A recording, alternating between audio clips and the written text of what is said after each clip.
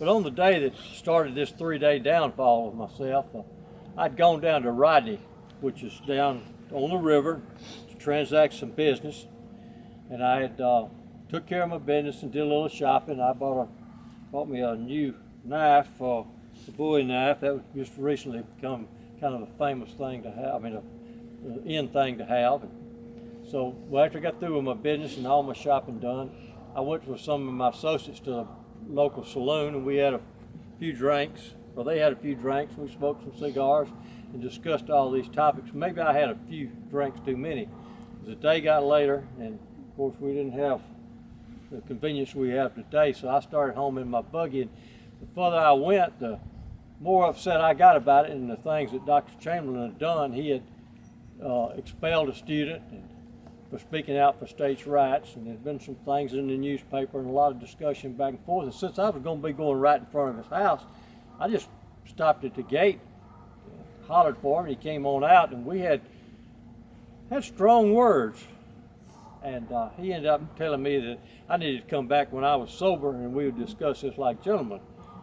And I called him a liar, and of course he come back with something a little bit hotter that time. When he did, I just reached out with the end of my buggy whip and whacked him on the side of the head, and of course caught him off guard, and he stumbled back a little bit. When he did, he kind of reached over and picked up a stick off the ground, and I guess I really had more than I should have had to drink, so I just whipped out my knife and jumped out of the buggy and stabbed him.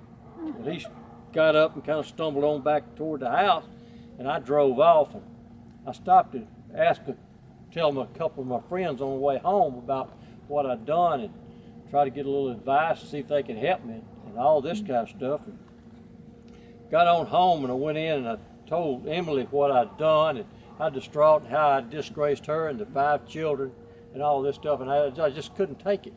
So I decided, well, I just have to get out, and I left the house. And they found me 2 days later over in my brother's place.